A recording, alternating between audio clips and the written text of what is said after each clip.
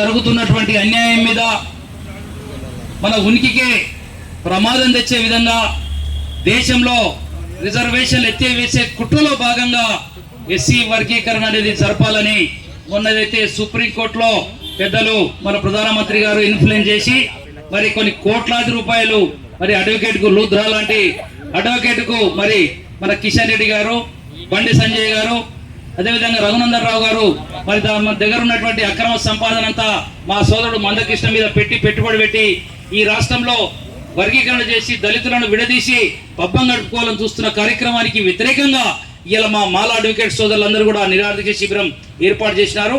మరి దీనికి మద్దతుగా అన్ని దళిత సంఘాలన్నీ కూడా అన్ని మాల సంఘాలను వచ్చి సంఘీభావం తెలుపుతా ఉన్నాం.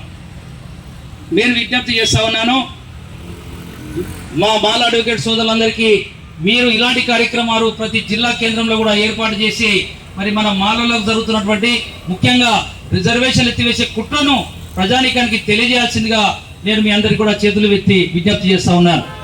గత 30 సంవత్సరాలుగా మరి మాలల మీద ఏడ్చినటువంటి నాయకులు ఈ రాష్ట్రంలో మాలలు, మాదిగలు, మరి రెల్లీలు, బయలు, బేదరులు అంతా కలిసి ఉంటే తమ ఆటలు సాగవని చెప్పి పెద్దలు ఇక్కడ జి కిషన్ రెడ్డి గారు ఎందుకో మా ప్యూర్ మాల వ్యతిరేకి. ఇక మొన్నటిదాకా మా కిషన్ రెడ్డి గారు ఒక్కరే మాలలకు వ్యతిరేక అనుకున్నాం, కానీ ఆయన పక్కనే మా బండి సంజయ్ గారు కూడా చేరినారు. అదేవిధంగా మా మెదక్ పార్లమెంట్ సభ్యులు గౌరవనీయులు రఘునందన్ రావు గారు కూడా చేరినారు.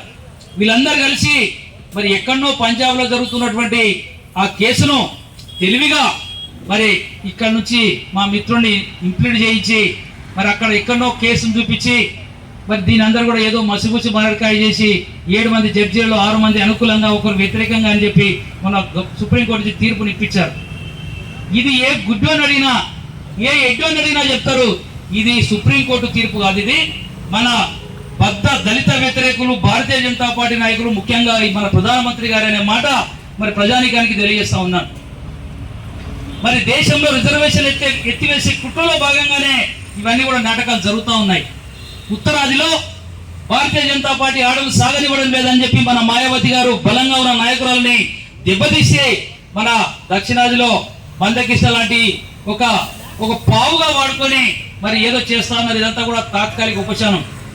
మందకృష్ణ గారికి కూడా మేము విజ్ఞప్తి చేస్తా ఉన్నాం, మందకృష్ణ గారు నీకు వాళ్ళు పెట్టుబడులు పెడితే నువ్వేమైనా ఆస్తులు సంపాదించుకున్నావేమో, కానీ నీవు దళిత జాతికి తీరని ద్రోహం చేస్తా ఉన్నావు, దళిత జాతికి అన్యాయం చేస్తా ఉన్నావు. మరి మాల సోదరులందరూ కూడా ఏదో మావోడే కదా అని చెప్పి నీకు మద్దతు ఇచ్చారు. కేజీ సత్యమూర్తి లాంటి పెద్దలు, గద్దరం లాంటి పెద్దలు, అదేవిధంగా తారకం లాంటి పెద్దలు, అనేక మంది కత్తి పద్మరావు లాంటి పెద్దలు అనేక మంది కూడా నీకు మద్దతు ఇచ్చినారు అదే మావోడిగా ఉందని. కానీ నువ్వు తిండి వాసాలు లెక్క పెట్టి మావోలకే సరే కిందికి నీళ్ళు తీసుకొచ్చే పద్ధతిలో చేస్తూ ఉన్నావు, నువ్వు మాట్లాడుతూ ఉన్నావు. మందకృష్ణ గారు ఈ రాష్ట్రంలో వివేక్ వెంకటస్వామి గురించి మాట్లాడుతూ ఉన్నావు, పెద్దలు కాకా వెంకటస్వామి గురించి మాట్లాడుతూ ఉన్నావు, మల్లు అనంతరాముల గురించి మాట్లాడుతూ ఉన్నావు. నీకు ఏ మాత్రం కూడా అర్హత లేదు మందకృష్ణ గారు ఈ మాటలు మాట్లాడడానికి అని చెప్పి నేను విజ్ఞప్తి చేస్తా ఉన్నాను. నీకు నోటికి మరి అద్దు అదుపు ఉండాలి, కనీసం నీకు సిగ్గు అనిపించాలి. వెంకటస్వామి గారు లేకపోతే ఈ రాష్ట్రంలో మాలలందరూ కూడా మాదిగలందరూ కూడా కలిసి జీవించలేని పరిస్థితి ఆ రోజు ఉండే. మరి ఒకనాడు ట్యాంక్ బండ్ దగ్గర అంబేద్కర్ జయంతి ఉత్సవాలు చేస్తే కాకా వెంకటస్వామి గారి నాయకత్వంలో కొన్ని వేల మంది కూడా ఎస్సీలలో 59 ఉపకులాలు వచ్చి ఒక పండుగ వాతావరణంలో జరుపుకునేది. ఏం మందకృష్ణ గారు మర్చిపోయినావా? నీకు తెలియకుంటే మరి తెలుసుకో. మరి మేము అనొద్దు, నువ్వు పేర్లు పెట్టి చెప్తా ఉన్నావు ఇక్కడ మల్లు కుటుంబము మరి గడ్డం కుటుంబం అని చెప్పి. సోదరులారా, వాళ్ళు నీలాగా ఎవరికి అమ్ముడు పోయి తీసుకురాలు కష్టపడి ఈ దేశంలో రాజకీయాలను శాసించి తమకు వచ్చే పదవిని మరి భారత రాష్ట్రపతి పదవిని కూడా మరి నిటారుగా మాట్లాడి నిస్సూలమై భారత రాష్ట్రపతి పదవిని కూడా వదులుకున్నటువంటి కాకా వెంకటస్వామి గురించి మాట్లాడుతున్నావు మందకృష్ణ. ఇది మంచిది కాదు. నీకేమైనా తాత్కాలికంగా ఈ ఏదైనా ఉపయోగపడుతుందేమో, కానీ మాల వాళ్ళతో పెట్టుకుంటే, మాల మేధావులతో పెట్టుకుంటే నీకు కూడా తెలుసు, నీకు రాజకీయ జన్మనిచ్చిందే. మరి మాలలనే మాట మీ అందరికి విజ్ఞప్తి చేస్తా ఉన్నాను, తప్పడం లేదు, బాధతో చెప్తా ఉన్నాం. మేము ఎప్పుడు కూడా మాల మగిలని అనుకోలేదు. 30 సంవత్సరాలుగా మా వాళ్ళందరూ కూడా కొంత ఎందుకులే మనకు మనోడేదో పోతున్నారు అయ్యేలా పోయేది అనుకున్నారు, కానీ మన దాకా కింది దాకా నీళ్ళు తీసుకొచ్చి ఆఖరికి మాలలను మరి శత్రువులాగా, ముఖ్యంగా మా వివేక్ లాంటి కుటుంబాన్ని, వినోద్ లాంటి కుటుంబాన్ని, వెంకటస్వామి గారి వారసులను, మరి అదేవిధంగా మల్లు అనంతరాములు గారి వారసులను మరి నువ్వు బట్టి విక్రమార్క లాంటి వాళ్ళందరినీ కూడా ఏకవచనంతో మాట్లాడుతూ ఉన్నామంటే నేను విజ్ఞప్తి చేస్తా ఉన్నాను.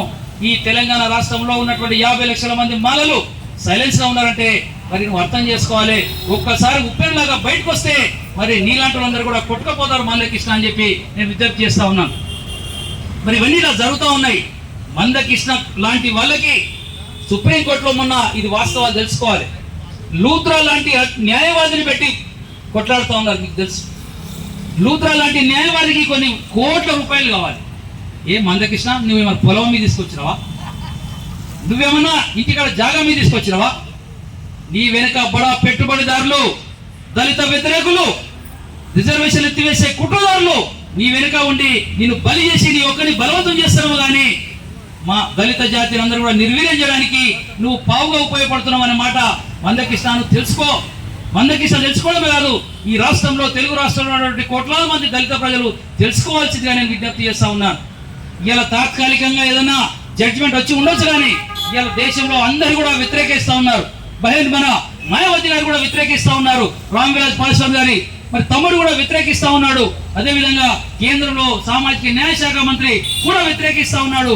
మరి మీరు అంతా కూడా ఉప్పెనలాగా ఏదో రోజు బీజేపీ నాయకుల మీద మరి దళితులంగా తిరగబడే రోజు వస్తుంది. కేవలం మొన్న పార్లమెంట్ ఎన్నికల్లో రాజ్యాంగాన్ని ఎత్తివేస్తామని మీరు ఒక్క మాట చెప్పారు కాబట్టి తెలుగు రాష్ట్రాల్లో మీకు బీజేపీని బొందబెట్టిరు అని చెప్పి మరి నేను విజ్ఞప్తి చేస్తా ఉన్నాను. ఈ భారతీయ జనతా పార్టీ మనవాద పార్టీ కాబట్టి మా మాల సోదరులందరూ కూడా, ముఖ్యంగా 50 లక్షల మందికి పైగా ఉన్న మాల సోదరులందరూ కూడా మరి అన్ని మర్చిపోయి మొన్న కాంగ్రెస్ పార్టీ ఈ రాష్ట్రంలో అధికారంలో రావడానికి